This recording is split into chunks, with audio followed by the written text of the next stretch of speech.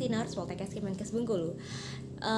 Fadila akan membahas tentang masalah yang dialami pada lansia, terutama yang pertama terutama masalah yang dialami yaitu masalah stroke. Apa sih itu stroke? Stroke ini merupakan istilah yang digunakan untuk menggambarkan perubahan neurologis yang disebabkan oleh adanya gangguan suplai darah ke bagian otak. Stroke ini merupakan sindrom klinis dengan gejala gangguan fungsi otak secara vokal ataupun global yang berlangsung 24 jam ataupun lebih, yang dapat mengakibatkan kematian atau kecacatan yang menetap ataupun gangguan pembuluh darah otak. Di mana stroke ini yaitu gangguan fungsi otak yang terjadi dengan cara cepat ataupun tiba-tiba dan berlangsung lebih dari 24 jam. Karena gangguan suplai darah ini tadi karena terjadinya gangguan suplai darah ke otak. Selanjutnya kita ke etiologi. Apa sih penyebab dari stroke ini?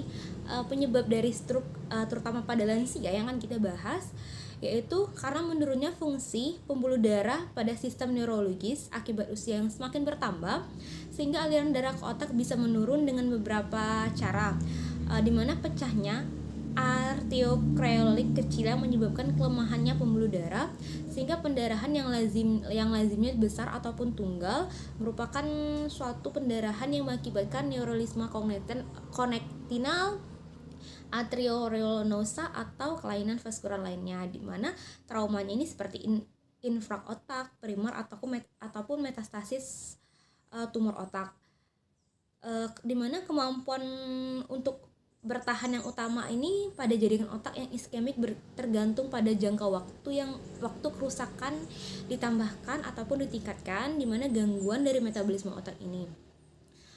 Sedangkan iskema biasanya terjadi karena trombolisis atau embolik. Stroke yang terjadi karena trombolisis lebih sering terjadi dibandingkan dengan penyebabnya dari embolik. Selanjutnya kita ke pembahasan yang 3 yaitu patofisiologis dari stroke, di mana infrak cerebral yang berkurangnya suplai darah ke area yang tertentu di otak, sehingga luasnya infrak ini berlangsung pada faktor-faktor seperti lokasi dan besarnya pembuluh darah dan adekuatan sirkulasi konektal terhadap area yang disuplai oleh pembuluh darah yang tersumbat ini tadi. Trombus yang dapat pecah ini dari dinding pembuluh darah yang dibawa sebagai emboli dalam aliran darah. Trombus mengakibatkan iskemia jaringan otak yang disuplai oleh pembuluh darah yang bersangkutan dan terjadinya edema dan kongesti di sekitar area, di mana area edema ini menyebabkan disfungsi atau ketidakmampuan yang lebih besar daripada area infrak itu sendiri, di mana edema yang berkurang dalam beberapa jam atau terkadang sesudah beberapa hari. Dengan berkurangnya edema ini pasien itu mulai menunjukkan perbaikan. Sedangkan jika sirkulasi cerebralnya terhambat, dapat berkembang anoreksia cerebral. Perubahan yang disebabkan oleh anoreksia cerebral ini dapat reversible atau dalam waktu 4-6 menit, di mana perubahan irreversible ini jika anoreksia lebih dari 10 menit, di mana anoreksia cerebral dapat terjadi karena gangguan bervariasi. Ialah salah satunya yaitu mengakibatkan henti jantung, di mana jumlah darah yang keluar menentukan prognosis. Jika volume darah lebih dari 60 cc, maka risiko kematiannya besar 93% pada pendarahan dalam dan 71% pada pendarahan luar. Di mana sedangkan jika terjadi pendarahan cerebral dengan volume antara 30 sampai 60 cc, diperkirakan kemungkinannya terjadi kematian sebesar 75%. Namun volume darah 5 cc yang terdapat di spons sudah berakibat fatal. Selanjutnya kita ke pembahasan yang keempat yaitu manifestasi klinis dari stroke ini sendiri.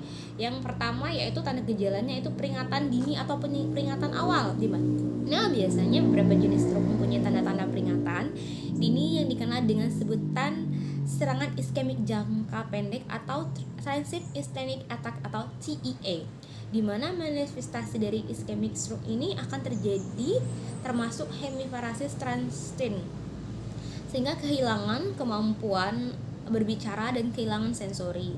Di tengah manifestasi ini dari stroke ini sendiri, yang paling sering terjadi yaitu sakit kepala berasal dari bagian belakang leher, vertigo atau kehilangan kesadaran yang karena hipotensi, paratesia, paralisis sementara, ekpistisis, dan perdarahan pada retina.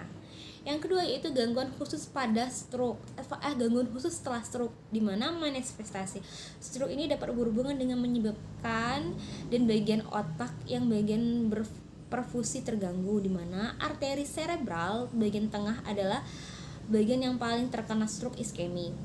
Gangguan yang terjadi ini karena adalah bagian dominan atau non dominan, di mana di tingkatan penurunan fungsi dapat terjadi bervariasi, hanya gangguan yang kecil sampai kehilangan fungsi yang serius, seperti hemiparesis dan hepiglemia atau kelemahan atau paralisis. Yang kedua afasia. Afasia itu apa? Afasia itu penurunan kemampuan berkomunikasi. Biasanya pasien stroke itu akan sulit untuk berkomunikasi, termasuk berbicara, membaca, menulis, ataupun susah untuk memahami pembicaraan. Yang ketiga yaitu dysarthria. Apa sih dysarthria? Yaitu kondisi artikulasi yang diucapkan itu tidak sempurna yang menyebabkan kesulitan dalam berbicara. Yang keempat itu ada disfagia. Disfagia itu ketidakmampuan untuk menelan. Yang keempat apraksia. Apraksia itu apa? Yaitu dimana kondisi yang mempengaruhi integrasi motorik kompleks.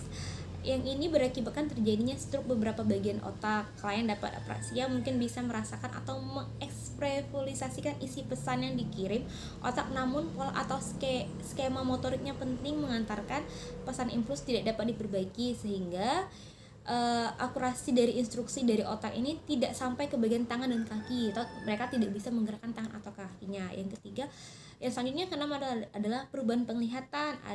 Ada juga hemifobia, sindrom Horner. Yang selanjutnya kita akan bahas yang kelima yaitu komplikasi. Apa sih komplikasi dari stroke ini sendiri? Yang pertama adanya kenaikan tekanan darah, di mana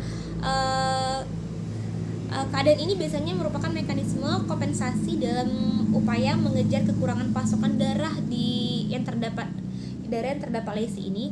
Oleh karena itu, kecuali bisa menunjukkan nilai yang sangat tinggi, di mana sistolnya itu lebih dari 220, sedangkan distolnya itu lebih dari 130, cukup tinggi tekanan darahnya. Tidak perlu diturunkan karena akan turun sendiri setelah 42 jam setelah serangan stroke ini. Selanjutnya yaitu kadar glukosa darah, di mana penderita stroke seringkali menderita diabetes mellitus, sehingga kadar glukosa darahnya pasca stroke itu akan tinggi. Akan tetapi seringkali terjadi kenaikan gula darah penderita sebagai reaksi kompensasi atau akibat mekanisme dari stres itu sendiri. Yang ketiga yaitu adalah gangguan jantung. Yang keempat ada gangguan persepsi respirasi, di mana baik akibat infeksi maupun akibat penekanan di pusat nafas itu sendiri. Yang kelima adalah infeksi dan sepsis, merupakan komplikasi stroke yang serius. Yang keenam ada gangguan ginjal dan hati. Yang ketujuh ada pendarahan saluran makan bagian atas. Yang kedelapan adalah kelainan cairan elektrolit asam dan basa. Selanjutnya yang keenam adalah pemeriksaan penunjang. Apa sih pemeriksaan penunjang yang diperlukan untuk mendiagnosis pasien stroke itu sendiri? Yang pertama ada angiografi cerebral, di mana untuk menentukan penyebab dari stroke secara spesifik, seperti pendarahan arteri vena, adanya ruptur dan untuk mencari sumber dari pendarahan ini sendiri. Yang ketiga adanya lumbal fungsi. Lumbal fungsi mana tekanan yang meningkatkan dan disertai bercak darah pada cairan lumbal menunjukkan adanya hemografi pada subronoid dan atau pendarahan. Yang ketiga yaitu dengan CT scan. Yang keempat dengan MRI atau Magic Imaging Resonance, merupakan gelombang mekanik untuk menentukan posisi dan besar luasnya terjadinya pendarahan di otak ini sendiri. Yang kelima ada USG Doppler. Yang keenam ada pemeriksaan EEG. Yang ketujuh ada pemeriksaan laboratorium, di mana mencakup pemeriksaan darah rutin, pemeriksaan kimia darah. Pada stroke akut terjadi hiperglikemia biasanya ya. Yang ketiga itu gula darah dapat mencapai 250 mg di dalam serum dan kemudian berangsur turun kembali seperti sudah saya jelaskan tadi. Yang keempat itu pemeriksaan darah lengkap untuk mencari kelainan pada darah itu sendiri. Selanjutnya kita ke penata laksanaan. Apa sih penata laksanaan yang bisa kita lakukan untuk pasien stroke itu sendiri? Yang pertama yaitu penata laksanaan tekanan intrakranial melalui pemantauan hiperventilasi untuk menurunkan tekanan darah partial carbon dioksida atrial atau PCA-CO3, di mana pemberian diuretik osmotik seperti mannitol untuk mengurangi edema cerebral tadi, dan kortikosteroid di mana dextrateson untuk mengurangi inflamasi serta edema cerebrium. Selanjutnya yang kedua adalah pemberian prepar lunak feses agar pasien tidak mengejan pada saat defekasi yang akan mengakibatkan tekanan intrakranial. Yang ketiga ada pemberian antikonvulsulan untuk mengatasi atau mencegah serangan kejang. Yang keempat adalah pembedahan pada infrak sebelum luas untuk mengangkat jaringan infrak itu sendiri dan mengurangi tekanan atau somasi. Yang kelima ada perbaikan aneureksima untuk mencegah pendarahan selanjutnya. Baiklah, itulah tadi penjelasan dari saya tentang penyakit stroke terutama yang dialami oleh lansia. Semoga bisa bermanfaat. Saya akhiri. Wassalamualaikum warahmatullahi wabarakatuh. Terima kasih.